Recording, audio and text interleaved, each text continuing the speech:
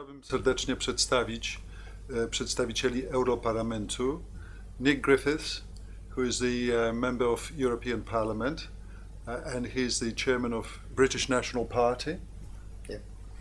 And Bela Kovacs, również członek Europarlamentu i przedstawiciel partii Jobbik, treasurer of National Alliance Movement.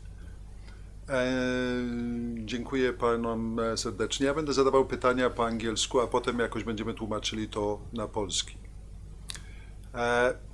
Pierwsze i zasadnicze pytanie, które zadam, będą napisy po angielsku, przepraszam.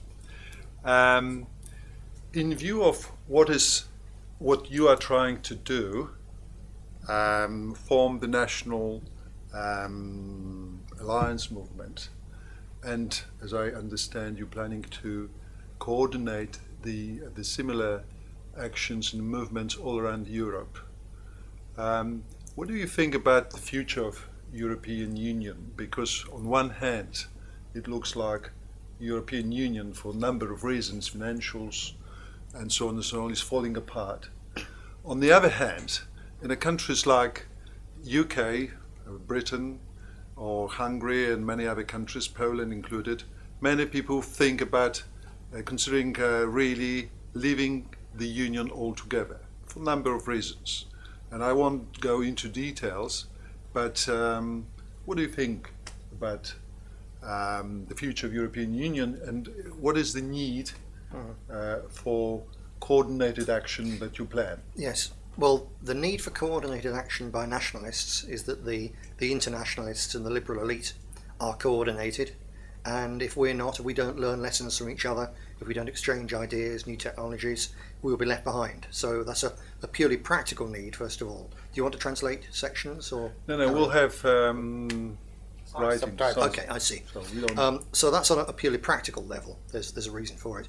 But on a bigger picture, I think some people who are against the idea of a federal Europe are now thinking it's nearly all over because it's on the point of collapse, so we can just sit and wait.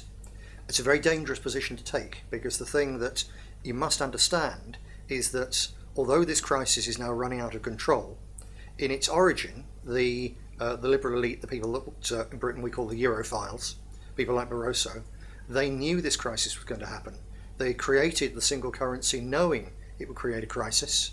They called it a beneficial crisis because it was one which would, they thought, give them the excuse to impose common, complete fiscal one government on all of Europe in a way that couldn't have been done democratically. So if the people won't accept it, you have to have a crisis to force people to accept it. So the European Union isn't finished yet, and before they let go and just say it's all over, they clearly planned, whether they have the nerve or not is another matter, but they planned all along to impose one fiscal government on the whole of Europe using a crisis as an excuse. They have their crisis, and unless the people who stand up for genuine democracy, for freedom, for national sovereignty, are prepared to organise and fight, certainly at a political level, very much more effectively than is being done now, then there's every chance that the liberal elite will impose their single federal Europe on the rest of us in the teeth of the crisis. So what is your views in terms, why do you form this National Alliance movement? To coordinate the action of all movements in singular countries all around Europe, or what is the motives of? It's partly a matter of coordinating, as I said before. We believe that because the internationalists cooperate and learn from each other, then we need to do the same, especially in terms of modern technology and so on. So that's part of it. But also, as I spoke in the press conference, by 2014 there will be two lists. When people go to vote in the European elections, there will be two lists instead of just one. So instead of the one whereby you elect your local MEP for your part of Poland or for Poland, there'll also be a second list whereby you're electing people on a pan-European basis. So there'll be one Communist Party trying to elect people over the whole of Europe, one Green Party, one Christian Democrat Party. And if the nationalists aren't organised in advance, we simply won't be on that list, which means that the voice of the nationalist voice, the voice for tradition and sovereignty, will be even weaker than it is now.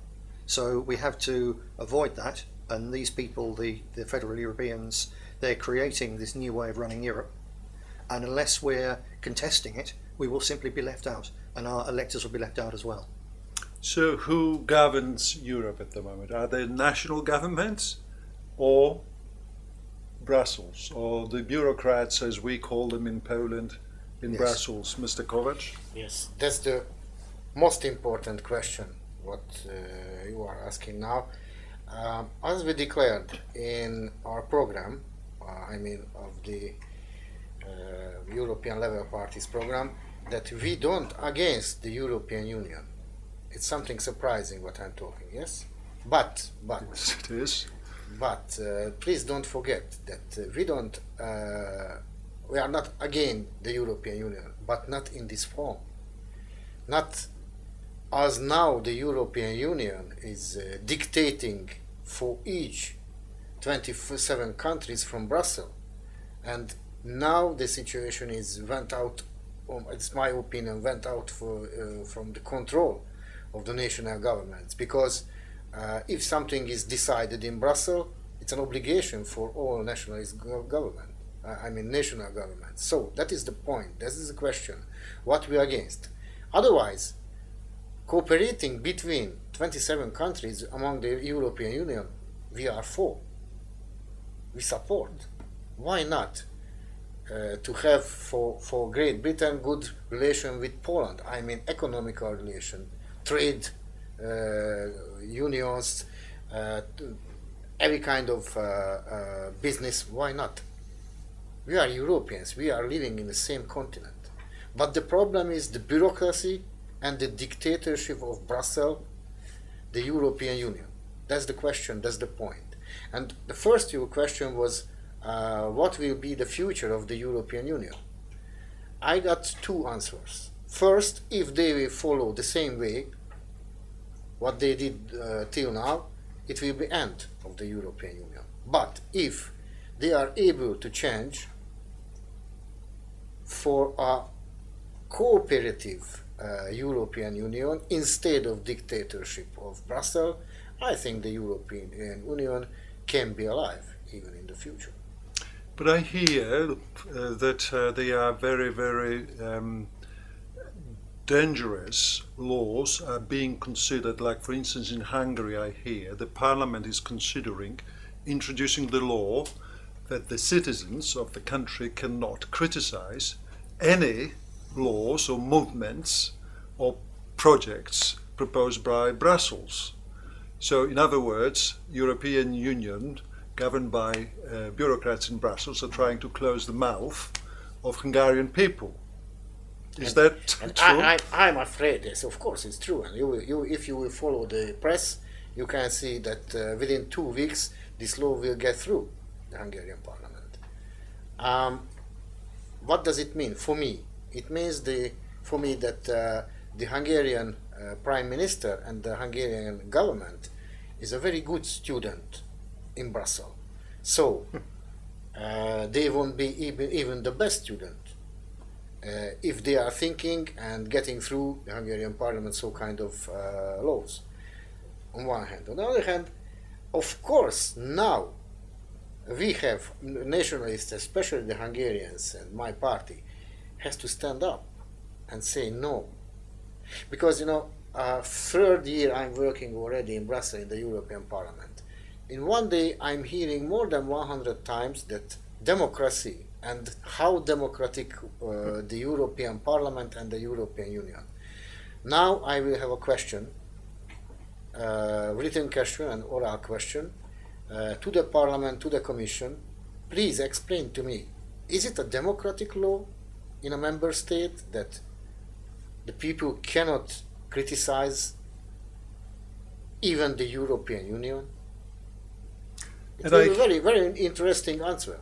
And very interesting for Polish people, because we were looking at Hungary and Premier Orban as an example of national say that Hungary was trying to impose upon Brussels. And I hear now that this is not exactly the case. You're saying that Premier Orban is, Viktor Orban is now leaning towards... But he has no other chance. No other chance. Why? Usually the journalists were asking me, what's your opinion about Viktor Orban, the Prime Minister of Hungary? My answer is very simple and really understandable. In his case, in 2089, he got into a boat. But this boat is so far from the shore that even if he wants to leave from there, he cannot. Maybe you understand what I mean by that. I understand. It all comes back to money, but I was not talking about money. I know. I hear that in a country like Britain, with democracy, as long as the modern world, I hear that the parliament is trying to introduce a law limiting the public demonstrations. Well, they've already passed the law limiting that. So now the local police, without any reasonable excuse, can simply say that if people demonstrate in a certain area, they will arrest them. We've had a case recently where we had members of my party were demonstrating about an issue. There were a significant number of members of the public listening on a loudspeaker and then wanting information. And so when one of our people went to give them leaflets, he was arrested because he stepped outside the box. And they've been told you have to stay within a certain box. Now, a freedom of speech whereby you can speak but only amongst yourselves and you can't talk to the public is no freedom of speech. And it's not something the British government is considering doing. It's already being done, and it's already been passed, and it's being used against people who are demonstrating peacefully and lawfully right now. And just as in the case here in Poland with the new laws against demonstrations, it's very easy for people to say, well, I don't agree with those people, so yes, I think that's a good law. But they need to understand that once any state has a law like that and the precedent set that they can use it, then it's only a question of who is next.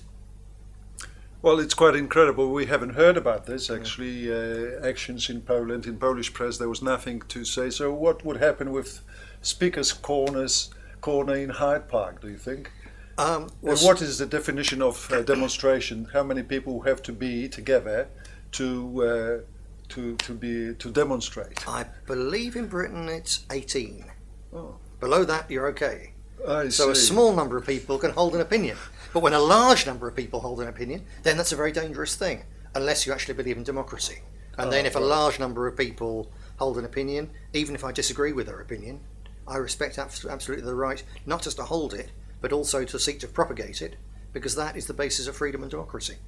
So British people believe in democracy and freedom, but the government doesn't. And the same with Hungary? It's a political question. Well, what's the political answer? What is the answer? As already I talked about, and also Grifin, that our political answer and the statements are very clear. We will fight against both of them. What about the freedom of speech in press, media, TV? Is it all also going to change? So we won't be able to speak like we speak today because next few weeks we might be all arrested and God knows what. Well, there's different levels about freedom of the press. Fundamentally, the press is free if you own one. I see. So that's been the case for a long time. And the ordinary people haven't had a voice. In recent years, thanks to the internet, there is now a tremendous scope, as you know, and as your viewers know, for ordinary real people to organise and to get their views across, such that 30 years ago we could not get on television, and now no one can keep us off television if you think of TV as being connected to someone's internet connection. So there's been a great grassroots advance towards a form of broader democracy and broader use of the press, and this is precisely why the liberal left elite and capitalist big business alike are looking at various ways, desperately trying to find how do we shut the internet down or at least control it more.